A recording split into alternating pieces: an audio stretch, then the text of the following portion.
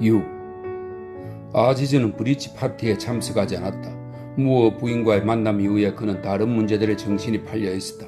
수술이 몇 건 있어서 바빴던 것이다.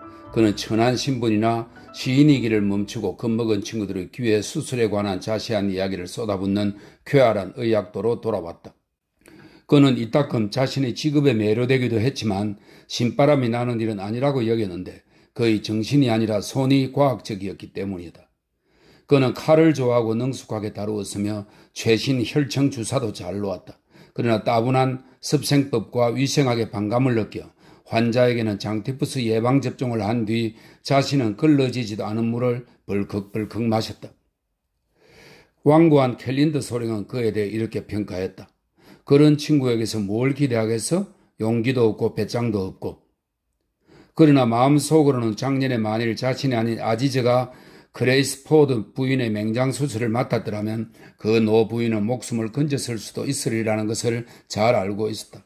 물론 그렇다고 아지즈에게 더 호의적이 된 것은 아니었다. 이슬람 사원에서 무어 부인을 만난 다음 날 아침에 한바탕 소동이 벌어졌다. 그런 소동은 을에 있었다. 지난밤 잠을 제대로 이루지 못했던 소령은 아지즈가 왜 즉각 달려오지 않았는지 알고 싶어 했다. 소령님, 죄송하지만 바로 갔었습니다. 자전거를 타고 가다 카우 병원 앞에서 그만 바퀴가 터져서요. 그래서 통과를 잡느라 늦었습니다. 카우 병원 앞에서 바퀴가 터졌다고? 도대체 거긴 왜 간 거지?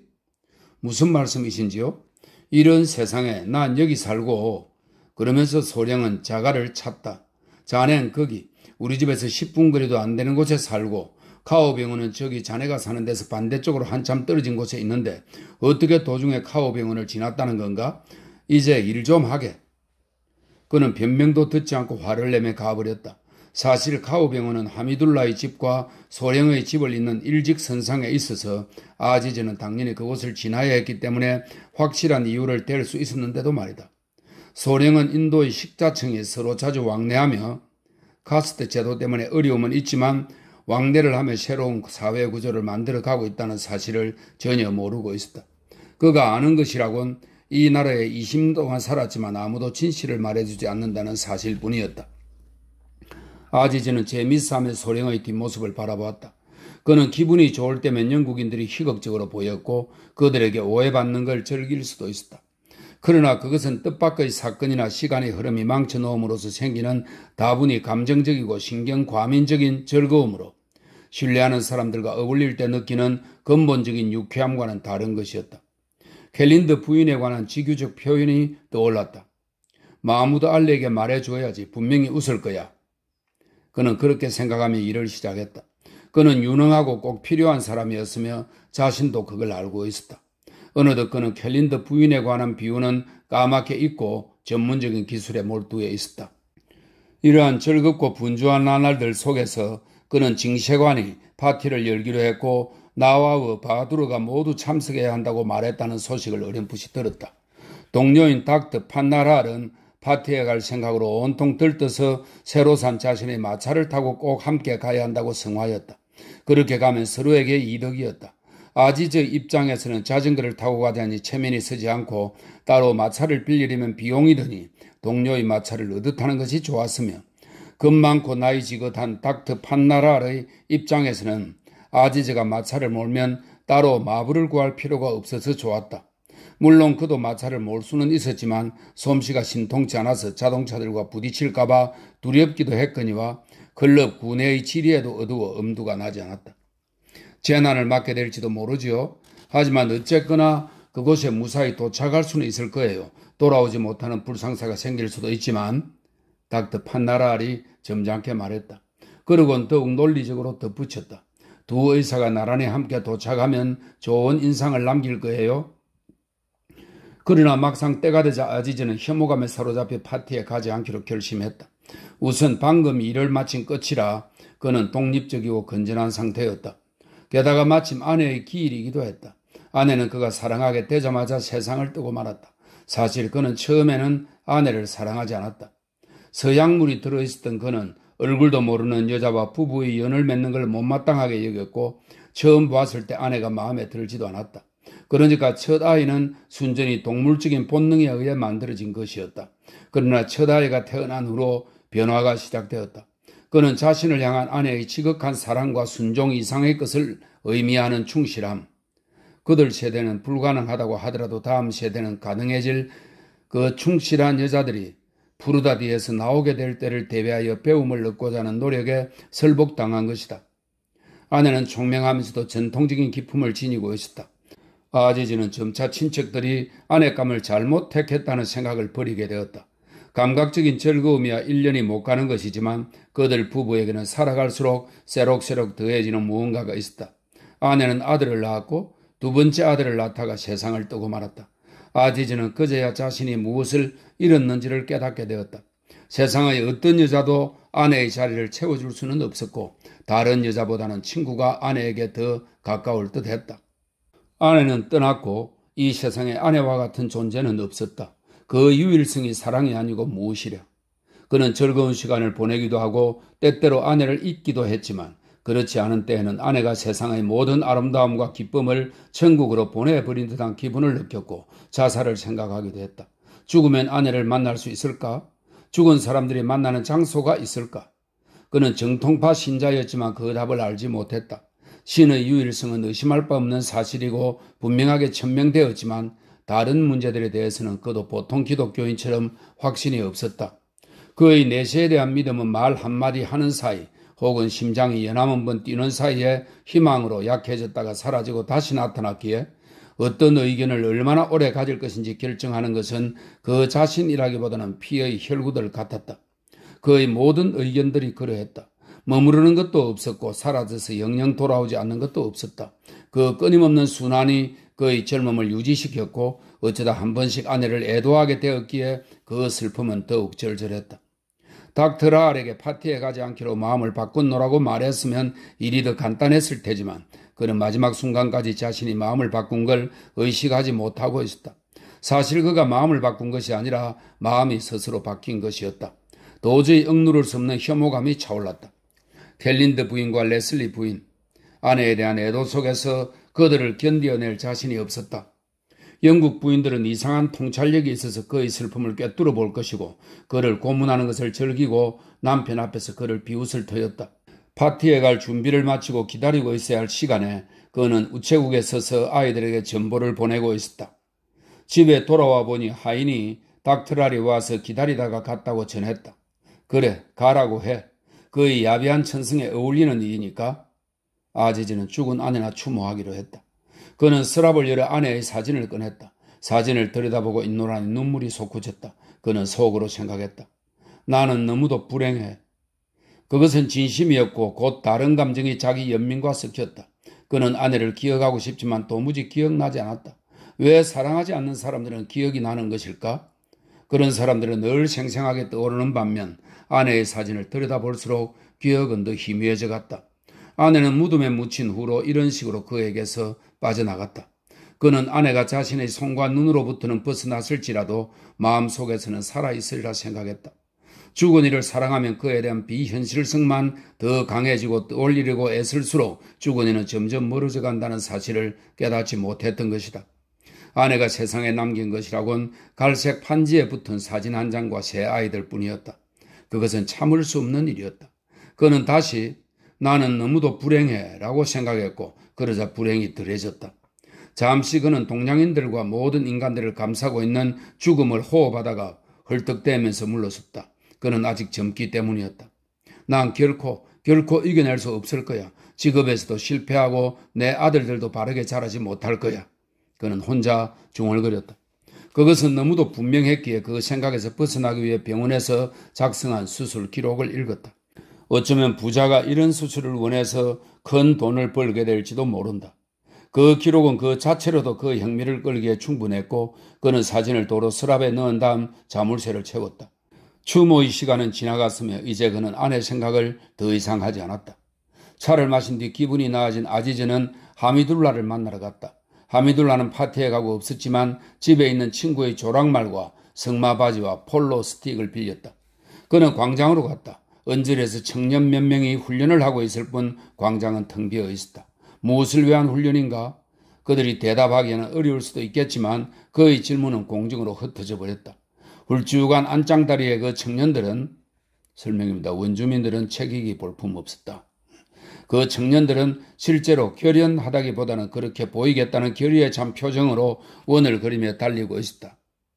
마하라자 살람, 아지즈가 우스갯소리로 외쳤다.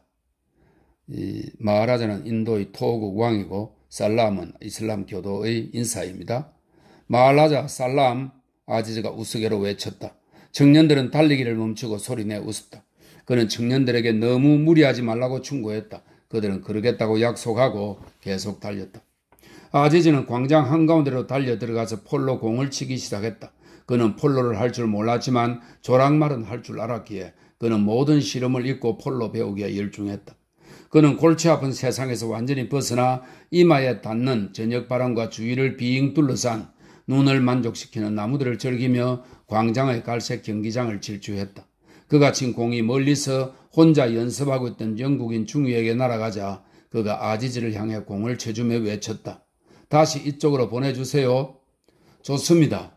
새로운 사람은 폴로에 대해 좀 알았으나 그의 말은 그렇지가 못해서 아지즈와 실력이 맞았다. 공의 열중에 서로에게 호감을 느끼게 된 두 사람은 쉬기 위해 말고삐를 당기며 미소를 나누었다. 아지즈는 그만한 민간인보다는 확실하게 받아주거나 대놓고 욕하는 군인들이 더 좋았고 중위는 말을 탈 줄 아는 사람은 모두 좋아했다. 자주 합니까? 중위가 물었다. 전혀요.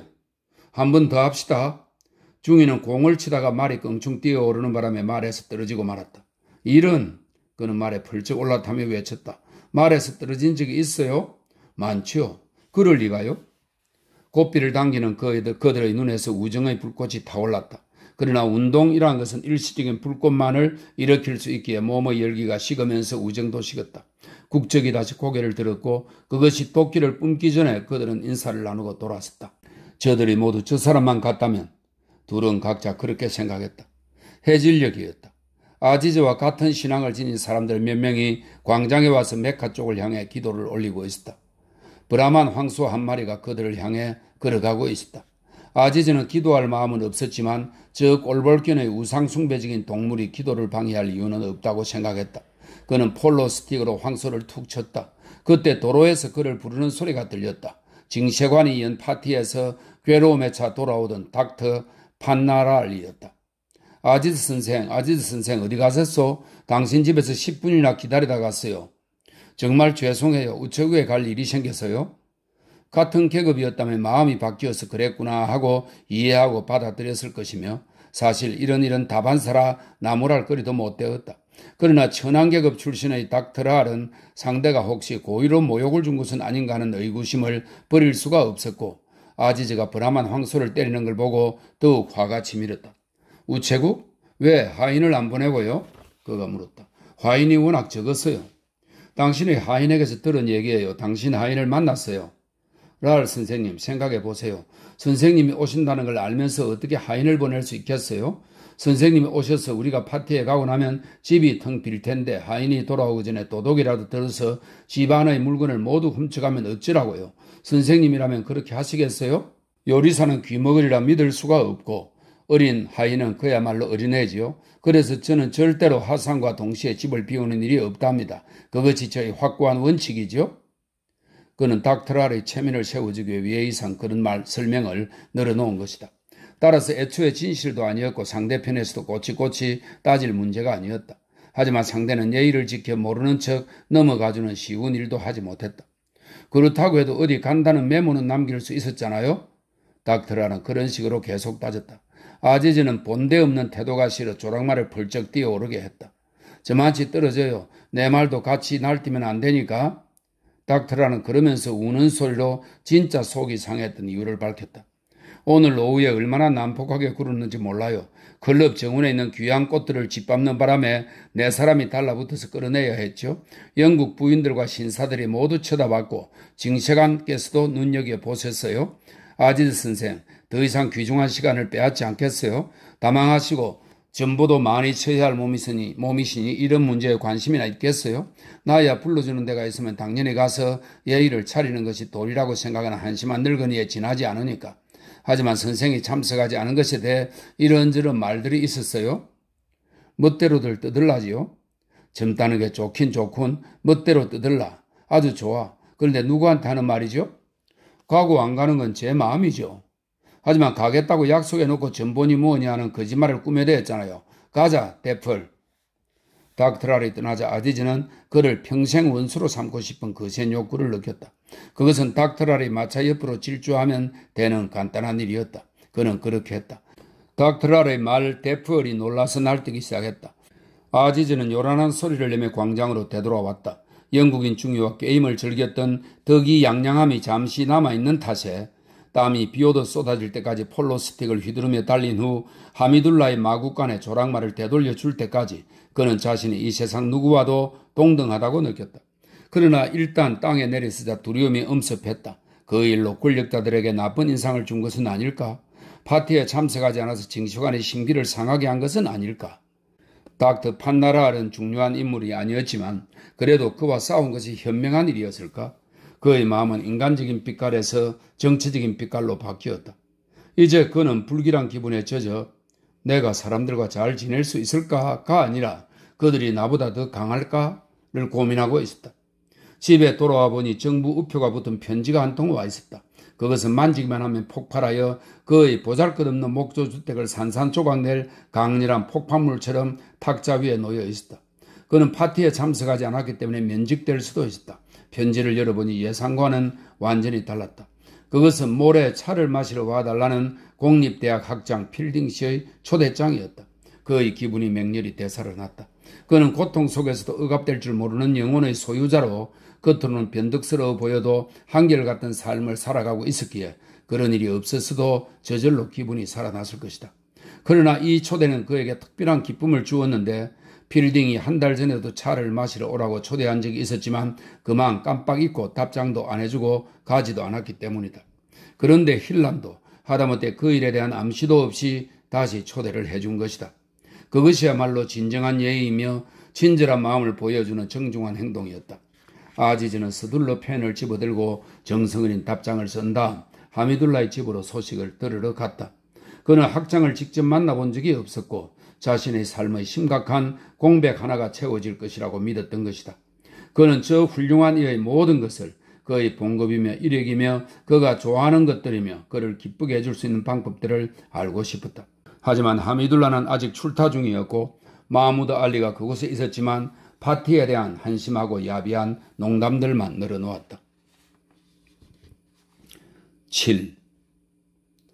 이 필딩은 뒤늦게 인도에 매료되었다.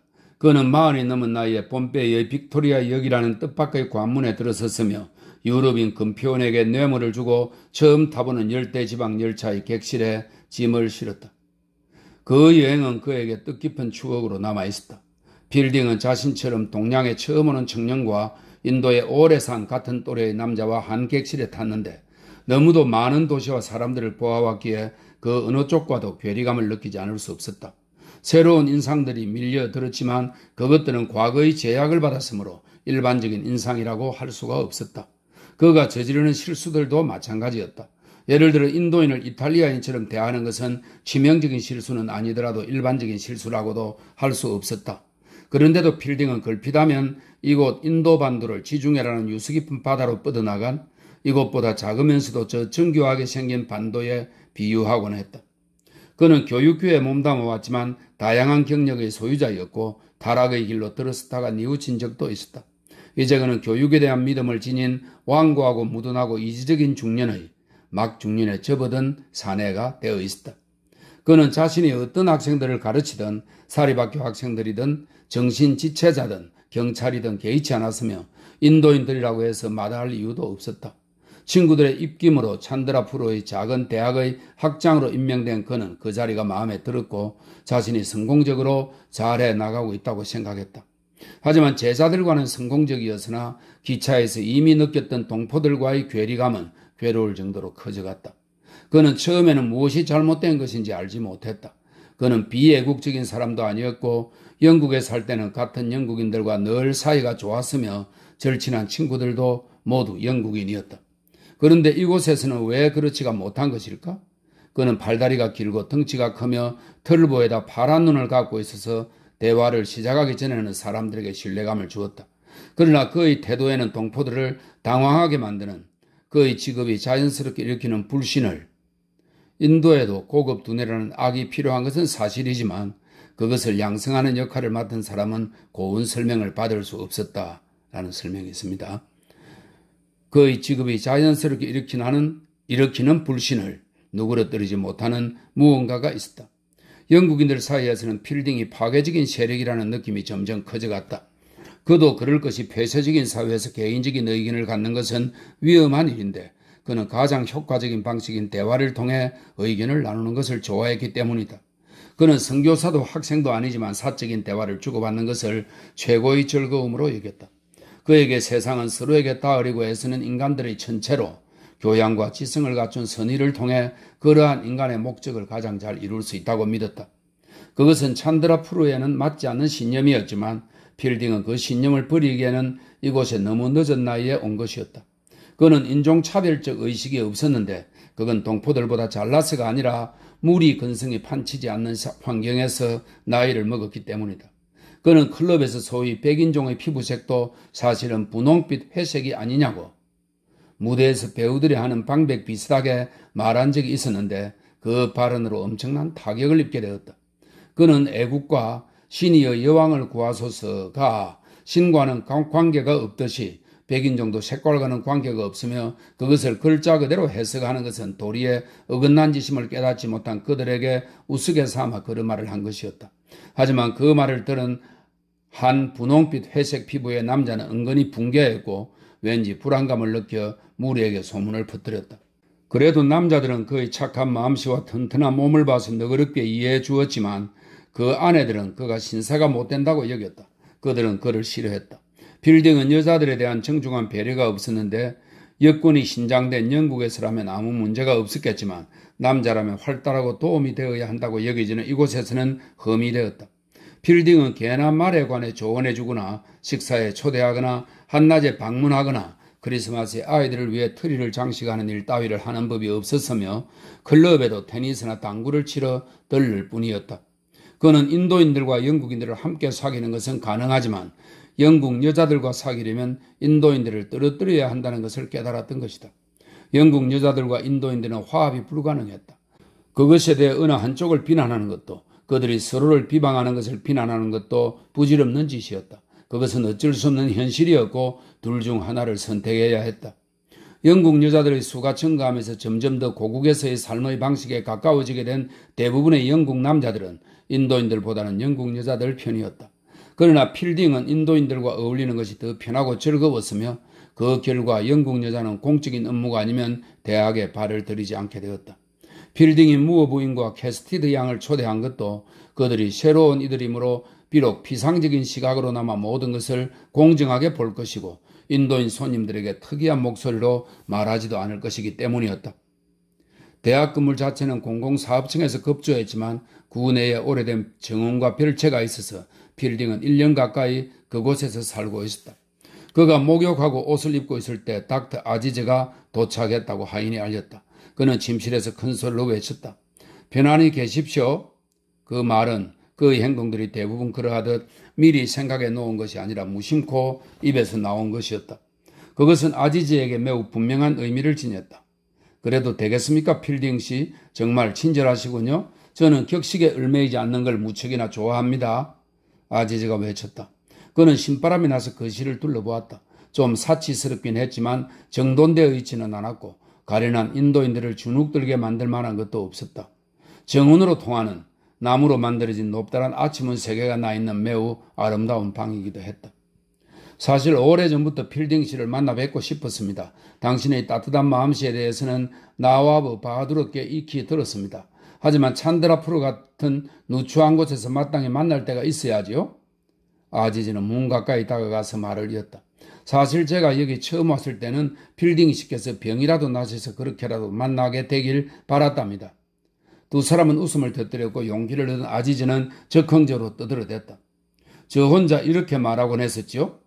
오늘 필딩 씨께서는 안색이 어쩌실까? 어쩌면 창백하실지도 몰라. 의무관께서도 안색이 창백하시다면 필딩 씨가 오한이 나셔도 진로를 못하시겠지? 그러면 저를 왕진 보내시겠죠? 필딩 씨께서는 페르시아 시에 정통하시니 우리는 즐거운 대화를 나눌 수 있을 것이고요. 그럼 제 얼굴을 아시는군요. 당연하죠. 필딩 씨께서는 저를 아세요? 이름은 많이 들었지요. 전 이곳에 온 지 얼마 안 됐고 늘 시장통에만 있지요. 그러니 저를 못 보신 게 당연하고 이름을 아시는 것도 놀라워요. 저 필딩 씨? 예?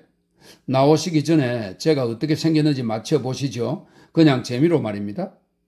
키는 한 175cm쯤 되죠. 필딩은 침실의 뽀얀 유리문을 통해 보며 어림짐작으로 말했다. 딱 맞히셨습니다. 다음에는요. 제가 점잖은 흰 수염을 기르고 있을까요? 이런 뭐가 잘못됐습니까? 하나 남은 칼라 단추를 밟아버렸어요. 제 것을 쓰세요. 제 것을 쓰세요. 여분의 단추가 있나요? 그럼요. 잠시만요. 지금 달고 있는 단추라면 사용하겠어요? 아니, 아닙니다. 주머니에 있는 겁니다. 아지즈는 유리문을 통해 보이지 않도록 비켜서서 셔츠의 칼라를 뗀 다음 처남이 유럽에서 사다 준 금단추 세트 중에서 뒤쪽 것을 떼어냈다. 여기 있습니다. 격식을 따지지 않는다면 안으로 들어오세요. 잠시만요. 아지즈는 칼라를 다시 달면서 차를 마시는 동안 칼라가 뒤집히지 않기를 기도했다. 주인의 옷 시중을 들고 있던 필딩의 하인이 문을 열어주었다. 고맙습니다. 두 사람은 미소 지으며 악수를 나눴다. 아지즈는 오랜 친구에게 하듯 방 안을 둘러보았다. 필딩은 그토록 급속히 서로 가까워진 것에 놀라지 않았다. 인도인들은 다분히 감정적인 사람들인지라 단박에 친해지거나 아니면 영영 친해지지 못하는 경향이 있었고 그와 아지즈는 서로에 대해 좋은 말만 들어왔던 터라 굳이 준비 단계가 필요하지 않았다. 전 영국인들은 항상 방을 깔끔하게 정리해 놓는 줄 알고 있었는데 이 방은 그렇지가 않군요. 저도 이제 창피해하지 않아도 되겠네요. 아지즈는 쾌활하게 침대에 앉아 자신의 분수를 입고 책상 다리를 했다. 모든 물건들이 차갑게 선반에 정리되어 있겠지 하고 생각했었어요. 그건 그렇고 필딩 씨, 단추가 잘 맞을까요? 나도 잘 모르겠어요. 뭐라고 하셨는지요? 제 영어 실력이 향상되도록 새로운 어휘들을 좀 가르쳐 주시겠습니까? 필딩은 모든 물건들이 차갑게 선반에 정리되어 있다는 표현이 향상될 수 있는 것인지 의심스러웠다. 그는 젊은 세대의 활발한 외국어 구사 능력에 종종 감탄하곤 했다. 그들은 관용어들을 멋대로 바꾸어 쓰기도 하면서 자신이 하고자 하는 말을 빠르게 전달할 수 있었으며 클럽에서 말하는 바부이즘 같은 것은 없었다. 클럽 사람들은 인도인들의 변화에 대한 정보가 뒤떨어져서 아직도 이슬람교 신자들의 대부분과 모든 힌두교 신자들은 절대로 영국인의 식탁에 앉지 않는다거나 인도 여자들은 모두 푸르다 뒤에서 살고 있다고 주장했다. 물론 개인적으로는 보다 앞선 정보를 갖고 있었지만 클럽이라는 집단은 변화를 거부했다. 제가 단추를 끼워드리죠. 셔츠 뒤쪽 구멍이 좀 작은 편인데 더 크게 찍기도 그렇군요. 도대체 칼라 같은 걸 왜 달아야 할까요? 필딩이 고개를 숙이며 두들거렸다. 저희는 경찰을 피하기 위해서죠. 그건 무슨 뜻이죠? 제가 영국식으로 빳빳이 풀을 먹인 칼라를 다루고 중절모를 쓰고 자전거를 타면 경찰들은 신경을 안 쓰지요. 그런데 터키식 모자를 쓰면 이렇게 외치지요. 이봐, 등이 나갔잖아. 그전 총독님께서는 그런 점을 모르고 인도인들에게 화려한 전통 복장을 고수하도록 권한 거지요. 야호, 단추가 들어갔어요. 가끔 저는 눈을 감고 화려한 전통 복장을 하고 알람길의 뒤를 따라 말을 타고 전쟁터를 달리는 상상에 접곤 합니다. 필딩 씨, 알람기르가 공작 왕자에 앉아 델리를 다스리던 무굴 제국의 전성기에는 인도가 아름다웠겠지요? 숙녀 두 분이 올 건데 당신도 그분들을 알 거예요? 저를 만나러요? 저는 아는 숙녀분이 없는데요. 무 부인과 퀘스티디 양을 몰라요? 아, 기억납니다. 이슬람 사원에서의 로맨스는 바로 그 의식에서 자취를 감추었던 것이다. 연세가 아주 많으신 부인이셨죠? 함께 오신다는 숙녀분의 성함이 어떻게 되신다고요? 퀘스티드 양이에요. 전 아무래도 괜찮습니다. 아지저는 말은 그렇게 했지만 새 친구와 둘만의 시간을 갖고 싶었기에 손님들이 더 온다는 사실이 실망스러웠다. 공작 왕조에 대한 이야기는 퀘스티드 양과 나누시죠. 예술적인 분이라고 들었거든요. 그분은 후기 인상주의자이신가요? 후기 인상주의라 설마. 차나 마시러 갑시다. 세상이 점점 더 감당하기 힘들어지고 있어요. 아지즈는 자존심이 상했다. 필딩의 말은 통치계급의 특권인 후기 인상주의에 대해 자기 같은 미천한 인도인은 들어볼 권리도 없다는 의미로 들렸던 것이다. 그래서 딱딱하게 말했다. 저는 무어 부인을 친구로 생각하지 않습니다. 저희 사원에서 우연히 만났을 뿐이니까요. 단 한 번 만남으로 친구가 될 수는 없지요. 그러나 말을 끝내기도 전에 딱딱한 태도는 사라졌다. 필딩의 근본적인 선의를 느꼈기 때문이었다. 그의 선의도 마주 나아가 항해자를 정박지로 데려다 줄 수 있는 유일한 존재이면서 한편으로는 암초에 부딪히게 만들 수 있는 감정이라는 변화무쌍한 조수 아래서 분투하고 있었다. 그는 안전했다. 오직 안정성만을 생각하며 모든 배는 난파된다고 여기는 육지의 거두자처럼 안전했다. 그러면서도 육지의 거두자가 알 수 없는 감각을 지니고 있었다. 사실 그는 반응이 빠르다기보다는 감각이 예민한 인물이었다. 그는 사람들의 입에서 나오는 모든 말에서 의미를 발견했지만 그 발견이 항상 옳은 것은 아니었고 그의 삶은 생동감이 넘쳤지만 대부분이 몽상에 불과했다. 예를 들어 아까 필딩은 인도인이 아닌 후기 인상주의에 대한 유감을 표한 것이었으며 그의 발음과 튼튼 부인의 세상에 저들도 영어를 하네 와는 천지 차이였지만 아지즈에게는 똑같이 들렸다. 필딩은 무언가 오해가 생겼다가 풀렸음을 눈치챘지만 인간관계에 대해서는 낙관적인 인물인지라 조바심하지 않았고 그들의 대화는 조금 전과 다름없이 계속되었다. 숙녀분들 외에 우리 학교의 나라양 고드볼이라는 분도 올 거예요? 아, 그 데칸 브라만요? 그도 과거로 돌아가기를 원하지만 알람길의 시대는 아니죠. 그렇겠군요. 데칸 브라만들이 뭐라고 주장하는지 아십니까? 영국이 인도를 자기들로부터 빼앗았다는 거예요. 무굴 제국이 아닌 자기들로부터. 그런 파렴치한 소리가 어디 있습니까? 그들은 뇌물을 먹여서 교과서에도 그렇게 실리도록 만들었지요. 워낙 강교하고 돈도 많으니까요. 고두볼 교수는 다른 데칸 브라만들과는 전혀 다른 인물이라고 들었습니다. 매우 진실한 사람이라고요? 아지저, 왜 당신들은 찬드라 프로에서 클럽 같은 걸 만들지 않죠? 어쩌면 나중에 무어 부인과 그 숙녀분이 오시네요? 격식을 배제한 약식 파티인 것이 얼마나 다행스러운 일인가. 아지즈는 영국 숙녀들을 남자들처럼 대할 수가 있어서 대화를 나누기가 쉬웠다. 미인을 대할 때는 그에 맞는 예법을 따로 지켜야 하지만 무어 부인은 너무 넓고 퀘스티드 양은 박색이라 아지즈는 그런 곤란을 들을 수 있었다. 그의 눈에는 아델라의 앙상한 몸과 얼굴의 주근깨가 끔찍한 결점으로 비쳐서 하늘도 무심하지 여자를 어찌 저렇게 만드셨을까 생각될 정도였다. 따라서 그는 아무런 꿈이 없는 태도로 그녀를 대할 수 있었다. 닥터 아지즈, 한 가지 묻고 싶은 게 있어요. 지난번 사원에서 무어 부인께 큰 도움이 되었고 또 무척 재미있으셨다고 들었어요. 부인께서는 이곳에 와서 지낸 3주 동안보다 그 몇 분 동안 인도에 대해 더 많은 걸 알게 됐다고 하시더군요. 아델라가 말했다. 별일도 아닌데 그런 말씀하세요. 우리나라에 대해 더 아시고 싶은 게 있나요? 오늘 아침 우리가 느꼈던 실망에 대한 설명을 듣고 싶어요. 인도의 예법에 관한 문제인 것 같습니다만 솔직히 그런 건 없습니다. 저희는 천성적으로 격식을 따지지 않는 국민이니까요. 아무래도 우리가 큰 실수를 저질러서 기분을 상하게 한 것 같아요. 무어 부인이 나섰다. 그건 더더욱 있을 수 없는 일이지요. 그런데 혹시 무슨 일인지 알 수 있을까요? 인도인 부부가 오늘 아침 9시에 우리에게 마차를 보내기로 했었어요. 그런데 끝내 나타나지 않았어요. 기다리고 또 기다렸는데 도무지 무슨 영문인지 알 수가 있어야죠. 무언가 오해가 있었겠지요. 그냥 넘어가는 것이 나은 문제임을 단박 알아차린 필딩이 말했다. 아니, 그렇지 않아요. 그들은 우리를 초대하려고 켈트가 여행까지 포기한걸요. 우리가 어리석은 실수를 저지른 게 분명해요. 우리는 그렇게 확신하고 있어요. 퀘스티드 양이었다. 저 같으면 그런 염려는 하지 않을 겁니다. 히슬롭 씨도 같은 말을 했어요. 그렇지 않다면 어떻게 이해를 하죠? 퀘스티드 양이 얼굴을 붉히며 반박했다. 주인은 화제를 돌리고 싶어 했지만 아지즈는 따뜻하게 받아주었고 약속을 지키지 않은 사람들의 이름을 듣고 그들이 힌두 교인이라 선언했다. 태만한 힌두 교인들. 그들에겐 사교라는 개념 자체가 없지요. 병원에 힌두 교인 의사가 있어서 그들에 대해 잘 압니다. 어찌나 태만하고 시간 약속을 안 지키는지. 차라리 그 집에 가지 않으시기를 잘했습니다. 인도에 관한 잘못된 인상을 받게 되었을 테니까요. 그들은 위생이란 걸 모르지요. 제 생각으로는 자신의 집이 너무 부끄러워서 마차를 보내지 않았을 겁니다. 그럴 수도 있지요. 다른 남자가 말했다. 저는 신비를 싫어해요. 아델라가 선언했다.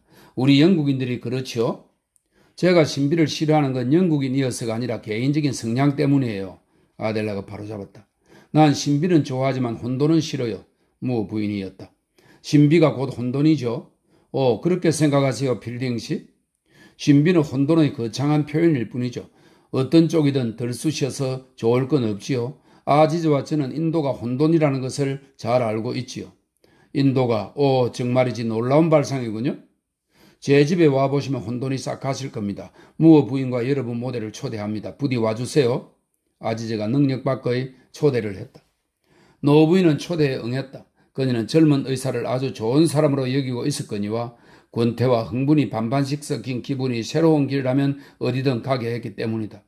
반면 퀘스티드 양은 모험심으로 초대를 받아들였다.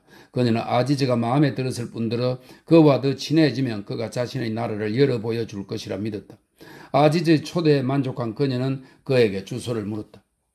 아지즈는 자신의 집을 생각하자 더럭 겁이 났다. 아래쪽 시장 근처에 있는 그의 집은 누추하게 짝이 없는 판잣집이었다. 방이라고는 실상 하나뿐인데다 검은 파리들이 득설거렸다. 이제 다른 얘기로 넘어가죠. 저도 이런 곳에서 살아보고 싶네요. 이 아름다운 방을 보세요. 우리 잠시 이 방에 대해 감탄하기로 해요.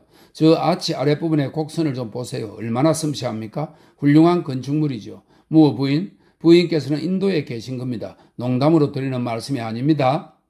아지즈는 이 방에서 영감을 얻었다. 18세기의 어느 고관의 접견실로 만들어진 이 공간은 나무를 재료로 쓰긴 했지만 필딩에게는 피렌체의 란치 회랑을 연상시켰다.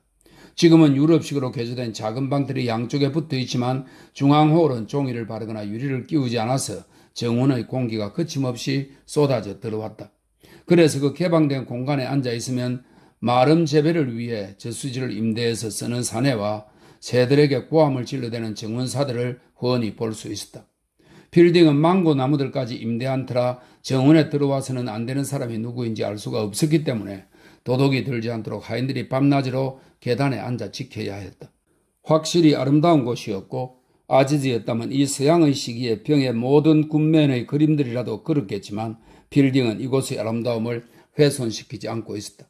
그렇지만 누가 이 방의 진짜 주인인지에 대해서는 의심의 여지가 없었으니 저는 이곳에서 정의를 실천하고 있습니다. 돈을 빼앗긴 가난한 과부가 찾아오면 그녀에게 50루피를 주고 다른 가난한 이에게도 100루피를 주고 하는 식으로요. 저는 그렇게 하고 싶어요. 무어 부인은 아들이 좋은 본보기가 되고 있는 현대적인 방식을 생각하며 미소 지었다. 문제는 돈이 샘물처럼 솟아나지 않는다는 거죠. 제 돈은 그럴 겁니다. 신께서 제가 베푸는 걸 보고 더 많은 돈을 주실 테니까요. 나와브 바두르처럼 늘 베푸는 거죠. 제 아버지도 그러셨고 그래서 가난하게 돌아가셨죠. 아지즈는 오래전에 살았기 때문에 인정을 베풀 수 있었던 관리들이 이곳에 가득한 것처럼 방안 이곳저곳을 가리켰다. 우리는 이렇게 앉아서 영원히 베풀었고 그때는 의자가 아니라 양탄자에 앉아 있었지만 어쨌든 우리는 아무도 처벌하지 않았습니다. 여자들이 동의했다. 불쌍한 범죄자, 그들에게도 기회가 주어져야 합니다. 감옥에서 썩게 해봐야 더 악하게만 될 뿐이지요. 아지즈의 얼굴은 한껏 온화해졌는데 그 온화함은 통치 능력도 없고 불쌍한 범죄자를 놓아주면 다시 가난한 과부의 돈을 빼앗게 되리란 걸 파악하지도 못하는 이의 것이었다. 그는 인간으로 치지도 않는 그리고 꼭 복수를 해주고 싶은 집안의 몇몇 원수들을 제외한 모든 사람들에게 다정하게 대했다. 심지어 영국인들에게도 그러했는데 그들이 그토록 냉담하고 기이하고 빙하처럼 온 인도 땅을 흐를 수밖에 없음을 마음 깊은 곳으로부터 이해하고 있었던 것이다. 우리는 아무도 처벌하지 않아요. 아무도. 그리고 저녁이면 무희들이 춤추는 성대한 잔치를 열 것입니다. 아름다운 처녀들이 손에 꽃불을 들고 저수지를 빙 둘러싸고 서 있고 모두들 밤새워 먹고 마시고 즐길 것이며 날이 밝으면 다시 50루피, 100루피, 1000루피를 나누어 주며 평화가 찾아올 때까지 정의를 실천할 것입니다. 왜 우리는 그런 시대를 살지 않을까요? 지금 필딩 씨의 집에 감탄하고 계신가요? 푸른색으로 칠한 저 기둥들과 베란다와 정자들과 우리 머리 위의 저것을 뭐라고 부르지요? 보세요. 정자들의 조각 장식을 보세요. 얼마나 오랜 시간이 걸렸을지 생각해 보세요. 정자의 작은 지붕은 대나무 모양의 굴곡을 이루고 있어요. 너무도 아름다워요. 저수지 옆의 대나무들이 바람에 흔들리고 있어요. 무어 부인? 왜요? 무어 부인이 웃으며 물었다. 우리가 만났던 사원의 물 기억나세요? 그 물이 흘러내려와 이 저수지를 채운답니다. 황제들의 오묘한 솜씨죠. 그들은 벵골로 가는 길에 이곳에서 잠시 쉬었어요. 그들은 물을 좋아했죠. 그래서 가는 곳마다 분수와 정원, 하맘을 만들었답니다. 이 하맘은 터키식 목욕탕입니다. 하맘을 만들었답니다. 그렇잖아도 필딩시켜 그 황제들을 모실 수 있다면 모든 걸 버릴 수 있다는 말씀을 드리던 참이었죠. 물에 대한 아지지의 말은 잘못된 것이었다. 황제의 솜씨가 아무리 뛰어나다고 하더라도 물을 낮은 데서 높은 곳으로 흐르게 할 수는 없으며 사원과 필딩의 집 사이에는 찬드라프로 대부분과 움푹한 저지대가 있었기 때문이었다. 론이라면 그의 말을 막았을 것이고 터턴이라면 그러고 싶은 걸 꾹 참았을 터였다. 그러나 말의 내용의 진실성보다는 감정의 진실성을 중요시하는 필딩은 그의 말을 막고 싶은 마음이 없었다. 퀘스트드 양으로 말할 것 같으면 아지즈가 하는 말은 무엇이든 고지 들었다. 무지로 인해 그를 인도 자체로 여기는 그녀는 그의 관점이 한쪽으로 치우쳐 있고 그의 방식이 부정확하며 사실 그 누구도 인도라고 할 수 없음을 짐작조차 못하고 있었다. 아지즈는 몹시 흥분한 상태에서 열심히 떠들어댔고 말이 엉키면 제기랄이라는 욕설까지 내뱉었다. 그는 자신의 직업에 대해 자신이 보았거나 직접 행한 수술들에 대해 이야기했는데 세세한 부분들까지 늘어놓아서 무어 부인을 겁에 질리게 만들었다. 반면에 고국에서 진보적인 학자들이 그런 식으로 일부러 거침없이 이야기하는 것을 들었던 퀘스티드 양은 아지즈의 말들을 대범함의 증거로 여겼다. 그녀는 아지즈를 신뢰할 만한 인물일 뿐더러 자유인이기까지 하다고 생각하고 그가 감당할 수 없는 높은 꼭대기에 올려놓았다. 확실히 그는 높은 곳에 있긴 했지만 꼭대기에 앉아 있는 것이 아니라 공중에서 날갯짓으로 겨우 버티고 있었다. 그래서 날갯축지에 힘이 빠지면 추락할 수밖에 없는 처지였다. 고드볼 교수의 도착으로 좀 가라앉긴 했지만 그는 오후 내내 흥분 상태에 있었다. 정중하고 수수께끼 같은 그 브라마는 아지즈의 웅변을 방해하지 않고 오히려 성운까지 보냈다. 그는 카스트 계급에 속하지 않은 이들과 조금 거리를 두고 자신보다 약간 뒤쪽에 놓인 작은 탁자 위에 차를 마셨는데 음식을 먹기 위해서가 아니라 무심코 몸을 뒤로 젖히는 것처럼 가장하였기 때문에 모두 그가 먹는 것을 못 본 척했다. 그는 잿빛 콧수염과 청회색 눈동자를 지닌 노인으로 유럽인처럼 살길이 휘었다. 그는 연자주색 마카로니처럼 보이는 터번을 쓰고 도티 위에 조끼와 겉옷을 입고 자수장식이 있는 양말을 신고 있었다. 양말의 자수장식은 터번과 잘 어울렸고 그의 전체적인 모습은 물질적인 면뿐 아니라 정신적인 면에서까지 동양과 서양을 융화시켜 놓은 듯한 조화로움을 느끼게 했다. 무어 부인과 퀘스티드 양은 그에게 관심을 보이며 그가 종교적인 이야기로 닥터 아지즈의 설명을 보충해 주기를 희망했다. 그러나 그는 자신의 손에 눈길을 주지 않고 미소 띤 얼굴로 연방 먹어대기만 했다. 아지즈는 무굴 제국의 황제들에 대한 이야기에서 벗어나 그 누구에게도 괴롭지 않은 화제들로 옮겨갔다. 그는 망고 열매가 익어가는 과정에 대해 설명하면서 어린 시절의 빗속에서 삼촌의 망고 과수원으로 달려가 배가 터지도록 망고를 따먹던 이야기를 들려주었다. 그러고는 빗물이 뚝뚝 떨어지는 몸으로 돌아오면 배가 아프기도 했지요. 하지만 신경 쓰지 않았어요. 친구들도 모두 같이 아팠으니까요. 아르두 속담에 다 함께 불행하면 불행인들 어떠하리란 말이 있죠. 망고를 따먹은 후에 딱 맞는 속담이었죠. 퀘스티드 양, 망고가 익을 때까지 기다려보세요. 인도에 아예 자리를 잡으시죠. 아무래도 그건 안 될 것 같아요. 아델라가 대답했다. 그것은 별 의미 없이 한 말이었다. 세 남자에게 그랬던 것처럼 그녀에게도 그 말은 나머지 대화와 조화를 이루는 듯 했으며 잠시 후 정확히 30분 정도가 지난 뒤에야 그것이 중요한 발언이며 로니에게 맨 먼저 해야 할 말이었음을 깨닫게 되었다. 두 분 같은 방문객은 극히 드물지요? 옳은 말이에요. 두 분처럼 친절하신 분들은 보기 힘들지요. 무엇으로 이런 분들을 잡아둘 수 있을까요? 고도볼 교수가 나섰다. 망고요, 망고. 모두들 웃음을 터뜨렸다. 이제 영국에서도 망고를 구할 수 있게 됐지요. 냉장장치가 된 배로 실어가니까요. 인도에 영국을 만들 수 있는 것처럼 영국에 인도를 만들 수 있게 됐지요. 필딩이었다. 두 경우 다 비용이 엄청날걸요. 아델라였다. 그렇겠죠. 고약한 일이기도 하고요. 그러나 주인은 대화가 심각한 방향으로 흘러가도록 두지 않았다.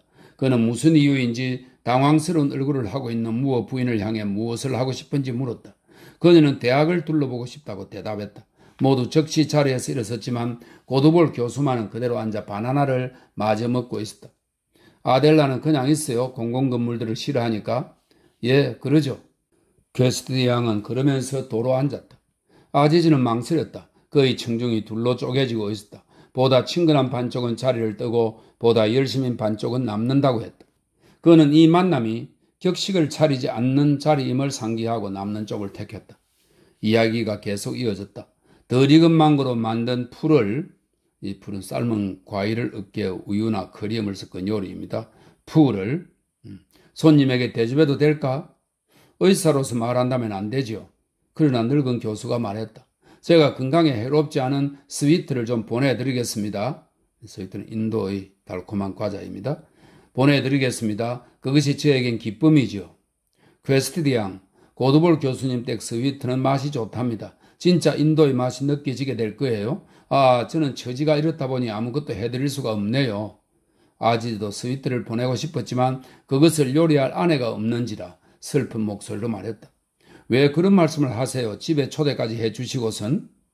아지즈는 다시 자신의 집을 생각하며 겁에 질렸다. 세상에 저 우둔한 여자는 내 말을 곧이곧대로 믿고 있어. 어쩌면 좋지? 예, 그 얘긴 끝난 거고요. 두 분 모두 마라바르 동굴에 초대하겠습니다. 그가 외쳤다. 기꺼이 가지요. 그것이야말로 제 보잘것없는 스위트와는 비교할 수도 없는 훌륭한 대접이지요. 그런데 혹시 퀘스트디 양께서는 이미 동굴에 가보시지 않으셨나요? 아니요, 들어보지도 못한걸요. 못 들어봤다고요? 마라바르 산의 마라바르 동굴을요? 두 남자가 동시에 외쳤다. 클럽에서는 재미있는 얘기는 하나도 못 들어요. 테니스나 치고 한심한 잡담이나 나눌 뿐이죠. 늙은 교수는 동포를 헐뜯는 그녀가 못마땅해서인지 아니면 맞장구를 치면 그녀가 고자질이라도 할까봐 두려워서인지 잠자코 침묵을 지켰다. 그러나 젊은 의사는 재빨리 받았다. 압니다. 전부 다 말씀해 주세요. 안 그러면 결코 인도를 이해할 수 없을 테니까요. 제가 저녁 때 가끔 보는 그 산인가요? 동굴은 뭐예요? 아지즈는 설명을 시작하려고 했으나 사실 자신도 동굴에 가본 적이 없었다. 늘 간다 하면서도 일이나 개인적인 용무 때문에 시간을 낼 수가 없었고 동굴은 너무 먼 곳에 있었다. 고드볼 교수가 기분 나쁘지 않게 놀렸다. 우리 젊은 의사 선생님, 가마솥이 노구솥 보고 끔다고 한다. 혹시 그런 속담 들어보셨소? 큰 동굴인가요? 아델라가 물었다. 아니요, 크지 않습니다. 자세히 설명해 주세요, 고드볼 교수님. 저야 무한한 영광이지요. 의자를 끌어당기는 그의 얼굴에 긴장이 감돌았다. 아델라는 담뱃갑을 꺼내 그와 아지즈에게 권하고 자신도 한 대 피워 물었다. 엄숙하게 뜸을 들인 후 교수가 입을 열었다. 바위에 입구가 나 있고 그 안으로 들어가면 동굴이지요. 엘레판타의 동굴과 비슷한가요? 아니, 전혀요. 엘레판타 동굴에는 시바와 파르바티의 조각이 있죠. 하지만 마라바르에는 조각이 없어요. 그렇다면 분명 굉장히 성스러운 곳이겠군요. 아지즈가 이야기를 거들었다. 아니에요. 그래도 어떤 장식이 있겠지요? 아니에요. 그럼 왜 그렇게 유명한 거죠? 모두들 유명한 마라바르 동굴에 대해 떠들었잖아요. 그럼 그건 실속 없는 허풍이었군요? 아니요. 그렇다고 할 수는 없어요. 그럼 이 숙녀분께 자세히 설명해 주세요. 주야 무한한 영광이지요. 교수는 그 영광을 자꾸 뒤로 미루었고 아지즈는 그가 동굴에 관해 무언가 숨기고 있음을 깨달았다. 자신도 종종 이와 비슷한 경험을 했기 때문이다. 이따금 그는 상황과 관계된 한 가지 사실을 간과하고 무관한 100가지 사실들을 늘어놓아 캘린더 소령을 격분시키곤 했다. 소령은 그를 음흉하다고 나무라고 그건 틀린 말은 아니었지만 완전히 옳다고 보기도 어려웠다. 그것은 아지즈 자신도 통제할 수 없는 모종의 힘이 변덕스럽게 그를 침묵시킨 결과이기 때문이었다. 고드볼이 지금 침묵을 지키는 것도 고의가 아니라 무언가를 숨기기 위한 것이었다. 잘만 다루면 교수는 통제력을 되찾고 마라바르 동굴에 대해 이를테면 종류석이 가득하다는 식의 선언을 할 수도 있었고 아지즈는 그런 쪽으로 유도했지만 종류석이 가득하지는 않았다. 대화는 밝고 정답게 이어졌고 아델라는 그 저변의 흐름을 전혀 알지 못했다. 그녀는 비교적 단순한 이슬람 교도의 정신이 고대의 밤을 만나고 있음을 알지 못했다. 아지즈는 짜릿한 게임을 펼치고 있었다. 그는 작동하기를 거부하는 인간 인형을 다루고 있었으며 자신도 그것을 알았다. 인형이 작동해도 자신에게나 고드볼 교수에게나 하등 도움될 것이 없었지만 그런 시도 자체가 그를 매료시켰고 그 시도는 추상적인 사고와 유사했다. 그는 계속 떠들어댔지만 매번 수를 둘 때마다 그 수 자체를 인정하지도 않는 적에게 패배를 당했으며 마라바르 동굴의 특별함이 무엇인지 알아내는 데서 점점 멀어져 갔다. 이때 로니가 등장했다. 그는 굳이 분노를 감추려 하지 않고 정문에서 외쳤다. 필딩은 어떻게 된 거예요? 어머니는 어디 계시죠? 어서 오세요. 아델라가 침착하게 대꾸했다. 당신과 어머니를 데리러 왔어요. 폴로 경기가 열릴 거예요? 오늘은 폴로 경기가 없는 줄 알고 있었는데요. 계획이 바뀌었어요. 군인 몇 명이 왔거든요. 빨리 와요. 설명해 줄 테니까. 어머님께서는 곧 오실 겁니다. 누추한 우리 대학은 구경할 것이 별로 없거든요. 공손하게 일어서 있던 고도볼 교수가 말했다. 로니는 들은 채도 않고 계속 아델라를 향해 말했다. 그는 아델라가 폴로 구경을 좋아할 거라는 생각에 일손을 놓고 서둘러 달려왔다. 그는 두 남자에게 무리하게 굴러 의도는 없었지만 그가 생각할 수 있는 인도인과의 관계는 공적인 것뿐이었고 두 사람 다 그의 부하가 아니었다. 그는 사적인 개인으로서의 그들은 무시했다. 불행히도 아지즈는 무시당할 기분이 아니었다. 그는 지금까지의 확고하고 친근한 의조를 포기하려 들지 않았다. 고두볼 교수를 따라 일어서지도 않은 그는 자리에 앉은 채 거슬릴 정도로 다정하게 외쳤다. 히슬롭씨, 이리 올라오세요. 어머니께서 오실 때까지 앉아서 기다리세요. 로니는 대꾸도 않고 필딩의 하인 하나에게 당장 주인을 모셔오라고 명령했다. 하인이 못 알아들었을지도 모르니 제가, 아지즈는 그러면서 업법에 맞게 명령을 전달했다. 로니는 한마디에 쏘아붙이고 싶었다. 그는 이런 부류를, 아니 모든 부류들을 알았는데 서약물을 먹은 건방진자였다. 하지만 공무원으로서 불미스러운 일을 피하는 것이 그의 소임이었으므로 계속되는 아지즈의 자극을 잠자코 무시했다. 실제로 아지즈는 자극적이었다. 그의 입에서 나오는 모든 말들이 시건방지고 귀에 거슬리는 것들이었다. 그의 날개는 힘을 잃어가고 있었지만 용도 써보지도 않고 떨어지고 싶지는 않았다. 그는 자신에게 해코지 한 적이 없는 히슬롭 씨에게 무리하게 굴러 의도는 없었지만 히슬롭은 먼저 인간이 되기 전에는 편안한 관계가 될 수 없는 인도 주재 영국인이었다. 아지즈는 지원을 얻기 위해 퀘스트 양에게 알랑대며 친한 척하거나 고두볼 교수에게 요란하고 명랑하게 굴러 의도도 없었다. 아지즈는 날개를 푸덕이며 땅으로 내려오고 아델라는 갑작스러운 추악함에 어리둥절해지고 로니는 잔뜩 성이 나 있고 브라마는 아무 일 없다는 듯 눈을 내리깔고 손을 포개고 서서 세 사람을 관찰하고 정말이지 묘한 사인조였다. 필딩은 아름다운 거실의 푸른 기둥들 사이에 모여있는 네 사람을 정원 건너편에서 바라보며 연극의 한 장면 같다고 생각했다. 어머니, 이쪽으로 오실 필요 없어요. 지금 가야 하니까요. 로니는 그렇게 외친 뒤 황급히 필딩에게로 가서 한쪽으로 끌어당긴 뒤 짐짓 쾌활하게 말했다. 이런 말씀 실례지만 퀘스트 양을 혼자 남겨두지 않았어야 했다고 생각합니다. 미안합니다. 무슨 일인가요? 필딩도 친절하게 대하려고 했으며 대답했다. 글쎄요. 제가 고지시간 관료인 건 사실이지만 그래도 영국 여성이 인도인들과 담배를 피우고 있는 모습은 눈에 거슬리는군요. 본인이 원해서 남은 거예요. 담배를 피우는 것도 본인 자유고. 그야 영국에서라면 문제가 안 되지요. 뭐가 문제라는 건지 모르겠군요. 뭐가 문제인지 모르시겠다. 저자가 주제넘게 군다는 걸 모르시겠습니까? 아지즈는 야단스럽게 무어 부인의 시중을 들고 있었다. 그런 사람은 아닙니다. 신경이 날카로워져서 그런 것뿐이에요. 필딩이 반박했다. 도대체 무슨 일로 그 대단한 신경이 날카로워지셨을까요? 그야 모르지요. 우리가 자리를 뜰 때까지만 해도 괜찮았었는데? 내 말 때문은 아닙니다. 난 저자에게 한마디도 안 했으니까요. 로니가 못을 박았다. 그럼 됐어요. 숙녀분들을 모시고 가세요. 대재앙은 끝이 났으니. 필딩씨, 제가 나쁘게 받아들였다거나 뭐 그런 식으로는 생각하지 마세요. 함께 폴로 구경을 갈 생각은 없으시겠죠? 함께 가주신다면 기쁘겠지만. 미안하지만 못 갈 것 같습니다. 어쨌든 고맙군요. 내가 부주의했다면 정말 미안합니다. 일부러 그런 건 아니에요. 그렇게 작별이 시작되었다. 모두들 골이 나거나 비참한 기분이었다. 마치 땅에서 짜증이 서며 나오는 듯 했다. 스코틀랜드의 황무지나 이탈리아의 산악지대에서도 이렇듯 인색해질 수 있을까? 나중에 필딩은 그런 의구심에 사로잡혔다. 인도에는 필요할 때 쓸 수 있도록 비축된 평온함이 존재하지 않는 듯 했다. 아니면 고드볼 교수에게서 볼 수 있듯이 평온함이 모든 것을 삼켜버린 것인지도 몰랐다. 그래야 초라하고 불쾌한 아지즈와 어리석은 두 영국 여인, 겉으로는 품위를 지키고 있지만 실제로는 초라하며 서로를 혐오하고 있는 자신과 히슬롭이 그 자리에 있었다. 안녕히 계세요, 필딩씨. 정말 고마웠어요. 교정이 참 아름다워요. 안녕히 가세요, 무어 부인.